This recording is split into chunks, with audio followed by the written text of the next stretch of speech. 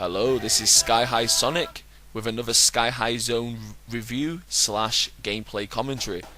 Today we will be covering the first part of the original Sonic the Hedgehog from 1991 and Sega and Sonic Team.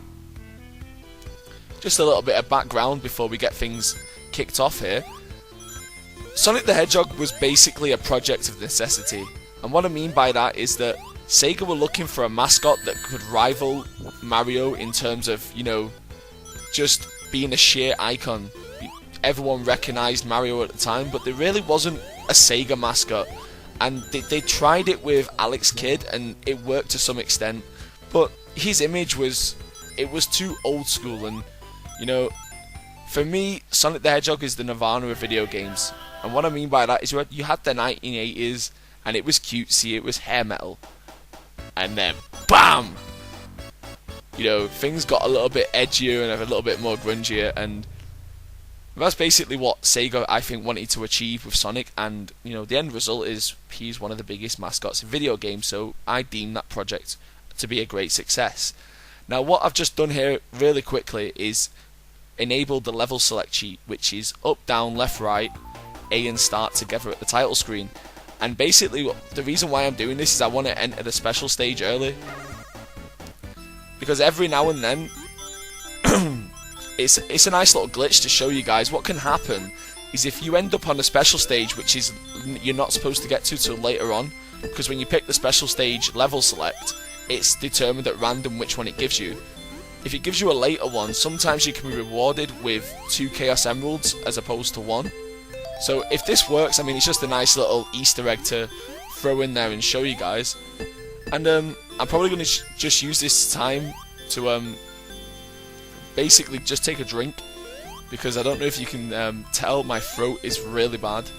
We'll use this time for a little wrestling anecdote. So if you don't like pro wrestling, you're probably going to want to forward this video for like another 30 seconds or so. But I was at the TNA show last night at the Manchester Evening News Arena, or Phones for You Arena, or whatever the hell they're calling it these days, and I basically lost my voice because I won't cheer baby faces, and pretty much because the house was that crap and there was not that many people there. I don't know how it's going to translate to TV, but I beat about 500 people in a Let's Go Gunner chant, just me and a smattering of other people cheering for Magnus. It was fun, but ultimately I've lost my voice and it's impacted me somewhat for this today. But no worries, we're going to get things started, and this is the Green Hill Zone. This is your introduction to the entire Sonic the Hedgehog series, and what an introduction it is. One of the things that always made Sonic unique to me, and I think it's maybe just because I like chess, I don't know, I think it's a really good game, but the checkerboard backgrounds in the green zones of the early Sonic games, there's just something about them that makes them stand out to me. I don't know, like I say, if it's just that I am a fan of chess and I enjoy the game, and it reminds me of it. But it just works so well as to simulate the sort of earthy material underneath the grass. It's a great use of primitive textures, really. Of course, it was 1991. There wasn't that much they could, do at that time. And of course, if you finish the level with 50 rings, you'll be transported again to the special stage. And now I'm going to talk about the special stage because it's taking place in real time. Basically, the objective of the special stage is you want to, of course, solve the maze and get the Chaos Emerald, which is always hidden in these blocks. You just have to hit them a few times depending on the colours. Green is 3, yellow 2, red 1. But you don't want to be going into the red gold rings. What they'll do is basically just transport you out the stage. Haha, you get nothing unless you picked up 50 rings, and in the case right here you'll see you'll be rewarded with a continue, which will, it will help in this game, because I guarantee you I'm probably going to get game overed at some point, whether it's trying something smart or just genuinely just getting annihilated by this fucker. It's really, really hard. Now, Green Hill Zone Act 2 I'm going to use to talk about the physics of the Sonic games. Well, this Sonic game in general, this is the one that started it off. Basically, what you've seen me pick up there is the speed shoes. There's a number of... Ouch. Anyway, There's a number of item boxes as well that you can pick up, as well as the speed shoes. Obviously the speed shoes are self-explanatory. They make you faster, they can make you, they can affect your jump height and arc, and they can be used to access areas that you wouldn't normally be able to access under normal speed conditions. Of course you have the ring monitor, and what that does is give you 10 rings, and basically what rings are your life bar in this game. So if you get hit and you've got 51 rings, you're going to lose all 51 rings.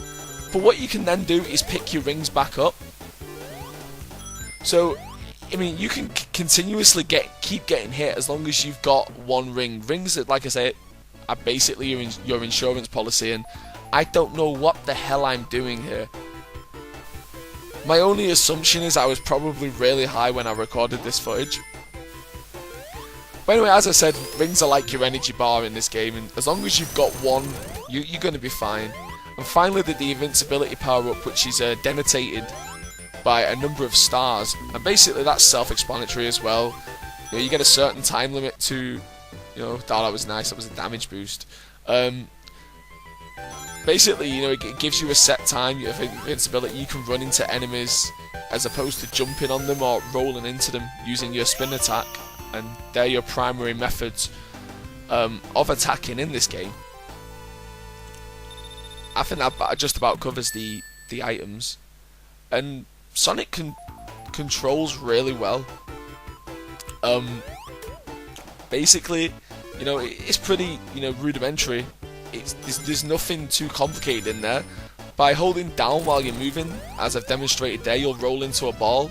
And this can be used to access, certain walls, or you can use it to, kill enemies. But it's also environment sensitive, and what I mean by that is if you're rolling down a hill, you'll gather momentum, and that's how this game works in its platforming mechanics. It's all momentum based. So, I think I show it off here. Yeah, because I was going really fast there. I kind of was able to break through the full wall, and god damn you, Buzz Bomber! I hate you. Anyway, yeah, so like there, if you roll down the hill, obviously you build up a lot more speed, and I've just finished that point just in time to make it to this game and the Sonic game as a whole. Its chief antagonist, Dr. Robotnik / Eggman. This bald, obese, big, moustached, blue sunglasses wearing, ugly, egg-shaped looking motherfucker is the piece of evil shit.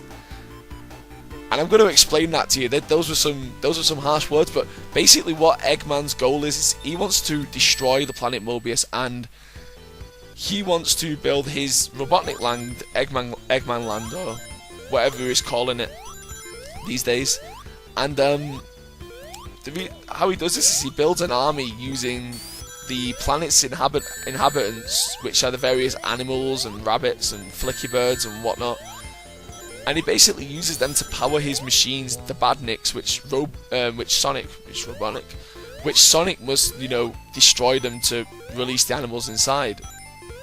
And that's basically it. There's no long story or anything like that. It's as simple as it gets, and I think it benefits totally from that. So what we're seeing here is Zone 2, and this is Marble Zone. Now this is where the game starts to demonstrate a pretty extreme difficulty spike. Well, it's not so much hard, but it's just, no matter how many times you play this zone, there's always something or a number of things that will just catch you slipping. And there's just two things you can do about it. That's nothing and like it. And the third one, I suppose, is get on with it.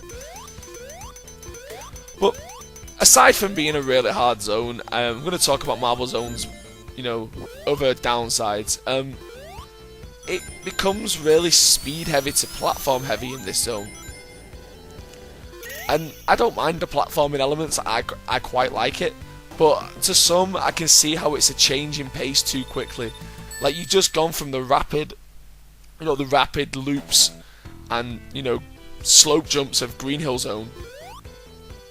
And then all of a sudden you're thrust into these ruins with, lava traps and spikes and walls that want to crush you and switches that you've got to push to open certain areas, and again it's off-putting, but not in a good way.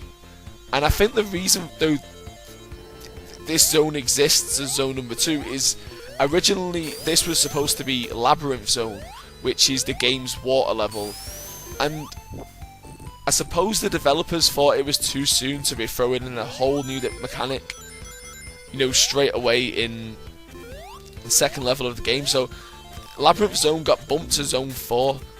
But personally, I mean, in my opinion, I would have preferred to have seen Labyrinth here, because while Labyrinth Zone is hard and it's a water level, it's look like that there. I'm rolling in a ball and I still got hit, and it's following me up the stairs. Oh my god! But Labyrinth Zone, while it's a water level and it's quite maze-like, it to me it doesn't contain the same difficulty as Marble Zone. So for me, Marble Zone should be a little bit further down in the zone pecking order. It should probably come before the final zone. That's my opinion. Maybe Starlight Zone would have been a good choice for zone number 2, because it's very similar to Green Hill in pacing. I don't know. I'm not an expert by any stretch of the imagination, so who am I to judge it? When I make a game that sells as many copies as Sonic 1, then maybe I'll have room to judge. But Marble Zone, I mean, on the plus side, I think it's one of the game's more refined environments, one of the more polished ones. And I think the reason for that is it's two very distinctive background styles. Now, you saw it probably in Green Hill Zone, where if you was taking the bottom path, it was more, earthy, and at the top you saw the clouds and whatnot, and there was more loop-de-loops, things of that nature. But Marble Zone for me is, well, technically it's more polished, because the indoor areas are totally, different styles to the outdoor areas. Like, the outdoors very mountainous, and you can see the I think it's conifer trees and whatnot in the background, and the ruins, and like a dark blue sky. Whereas on the ground it looks very not cavernous, it's very dungeon-like. And that mixed with the lava, to me, it creates a really, it's quite a unique palette of colours and styles, and I just think it works really well, even if the zone can at times really take the piss. But you got to take the rough with the smooth, right? And things do pick up after this. That's one of Marble Zone's many gimmicks. Is it will drop fire on you from the ceiling and thrust fire up from the lava while you're riding on blocks. But it's not too bad. I mean, you can use this to take advantage, and you can find some really cool hidden stuff in this level as well. Like, there's a number of special lives. I think I've got one of them already. Yeah, there was in this act. Again, I think Marble Zone does reward the player a lot more for thinking outside the box rather than Green Hill Zone. It's on one side it's not as open-ended as Green Hill Zone, because there is a number of paths you can take in that level, but on the flip side, thinking outside the box in this level and checking walls, it will almost certainly net you a few nice goodies in the process. But I think even with that in mind, I still don't look forward to this level.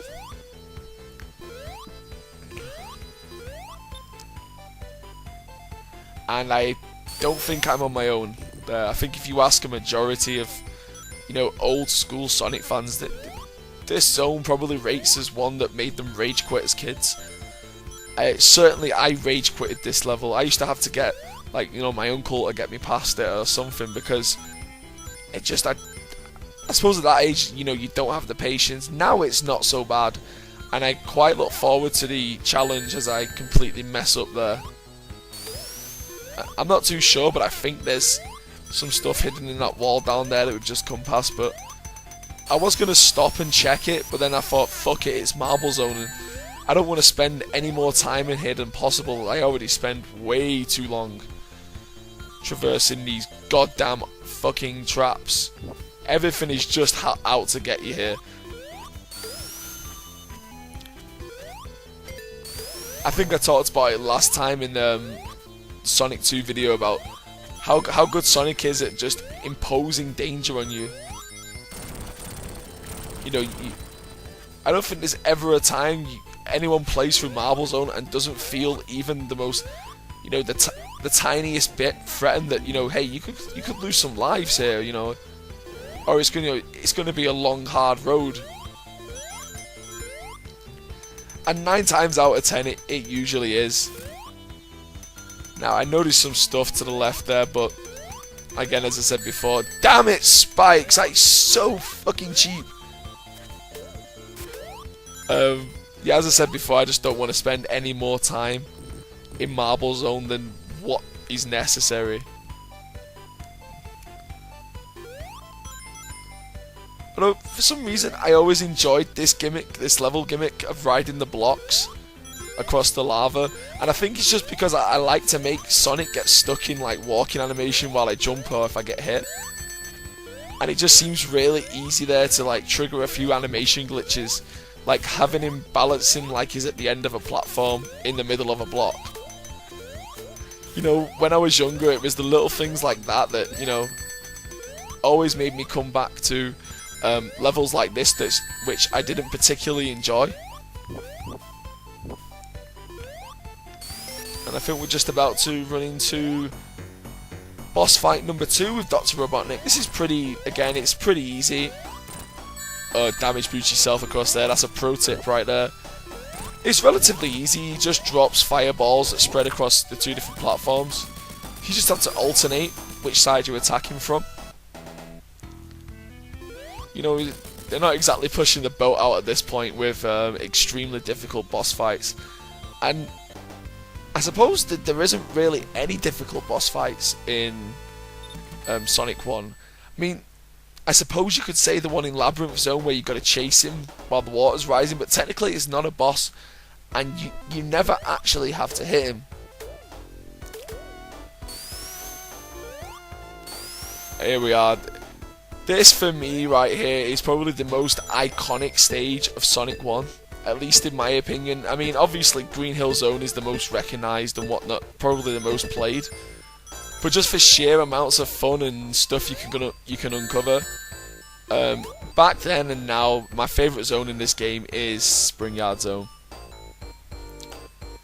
And I don't know where they got the ideas, like, you know, for the backgrounds and the locales that they use in this game. But to me, it sort of looks like maybe a New York City or a Chicago, with the volume turned way up. And, you know, what I mean by that is if you look at the backgrounds, which you know, it's beautiful, the background to this. It's not an actual sky colour, it's sort of purple, and I don't know what they were trying to get at with that. Maybe, you know, to me, I always thought the reason the sky was purple was because Robotnik's machines cause so much pollution. I don't know. But yeah, to me it looks like a pseudo, maybe Chicago or New York, just with the volume turned way up. And I would not mind an apartment in the Springyard Zone by any means necessary, as long as it wasn't next to things like this. But I think the reason why this level stands out so much to me is it's just a great showcase piece for Sonic and the physics. And what you can do. Nice. Revenge on the Buzz Bombers. They have caught me slipping far too many fucking times today. But yeah, the reason why I like this level is it's such a good showcase for Sonic and the physics of the game, and how again you can manipulate the levels to your advantage. Like earlier on there with the half pipes, and just the little touches like that, which for me will always make Sonic just that little bit more, I don't know, say more better, that's a horrible way to put it, but just a little bit more refined than the old school Mario games. Like, you know, it's my opinion, and I'm sure there's a lot of people out there that don't share it, which, you know, each to their own. And another reason why this level's so cool is it affords you opportunities to do things like that, not losing the rings, I mean, bouncing really high off enemies. Basically how that works is if you're falling on an enemy from a great height, height plus speed are like, you know, times or whatever, I think there's some kind of equation to it. And then if you hold jump as you're hitting the enemy, I basically think what it does is it, you know, it calculates the two figures, together, speed and height, and you get, more momentum to use off that. And I just lost the life there, just basically trying to be a show-off. I do end up doing that quite a lot. And that right there is a demonstration of the initial speed cap which Sonic has. And basically, if you hold right at any time while you've got more momentum than what you should have, and basically what will happen is Sonic will cancel the roll animation into his run animation, and your speed is capped and it's not very fast. And one of the main rules of this game is if you want to build any sort of, real speed, running is not going to do that for you. What you're going to want to do is right here, down hills and roll into a ball. And I kind of messed that jump up. You can get to the top part of that section without ever hitting this bottom springboard section, but what the hell. I don't claim to be a professional, so I'm not going to bitch about it. And spikes. I think we'll have to take this opportunity to talk about Sonic 1's spikes physics. Sonic 1's spikes are fucking brutal. And what I mean by this is, for some reason, invincibility frames don't seem to count on most sets of spikes. So what can happen to you basically is you hit spikes, not these ones, but the normal ones that are stuck in the ground. You hit spikes, and obviously you have the knockback animation, which your invincibility frames are contained within. But then you'll just get bounced onto the spikes again, and it will completely ignore any invincibility frames you may have at that point and just fucking kill you anyway. So the main danger of Sonic 1 for me is spikes. If you see spikes, get scared, because they're gonna fuck your day up. And as you can see, we're taking another trip back into the special stage. I don't think I'm gonna do this one, and I think for the purposes of maybe part 2 of this commentary, if I get the Chaos Emeralds, so be it. But I'm not going to go out of my way, because there's no real reward for it, other than you get a slightly altered ending and time constraints mainly. It's the reason why I didn't do it in my Sonic 2 review, but especially because there's actually no point. There's no, oh my god, there's no Super Sonic, so I'm not gonna waste my time. It's actually a delay between me hitting the box and it giving me my 10 rings, but it's not what I'm looking to do. I was trying to get to the top path, and you can use that spring box with the physics engine I mentioned earlier to do that. But it doesn't matter. We'll just go the normal way. And I just think while Act 3 plays out, I should mention the soundtrack to this game. Basically, in terms of it, being iconic to me at least, I rank it up there with Sonic 2's soundtrack. I haven't mentioned Sonic 3's because that's probably going to be a video where I'm going to spend quite a lot of time discussing the soundtrack to that game. Because it really did make some great innovations, not only in how it sounded, but the way the tracks are presented to you. But Sonic 1, at least maybe Marble Zone, I don't like at all. But then again, I think a lot of that has to do with the fact that I just don't really like the stage that much, so I'm not really into the Marble Zone theme. But all the other music pieces in this game are fantastic. From the jingle theme like this, which is the main, the theme of Sonic the Hedgehog, just down to the level themes, especially Spring Yard Zone, which I think this is, it's my favourite zone, and it's quite possibly got the best music track in the game. Just makes me want to just listen to some big band jazz shit. I would actually love to see a jazz quartet, possibly cover. They probably have, and I'll have to look for it on YouTube somewhere. But cover this in the same vein that Casino Night Zone got a cover for Sonic Generations by an actual jazz quartet. And here we go with the third boss of this game, and after this is where we're going to end part 1, because this is the halfway point. And this is Dr. Eggman and his demolition business. He's basically trying to deconstruct the bridge. Ha, dickhead. He's trying to deconstruct the bridge here with his spike, but you can take any of the threat out of this fight by just knowing where to hit him as he's floating above you. And what I mean by that is there's certain pixels where he comes in and you can just jump up and hit him. And it, like I say, it just takes a lot of the threat out of this. So that's part 1 of Sonic 1. Join me in part 2 where we'll be taking on Labyrinth, Starlight and Scrap Brain.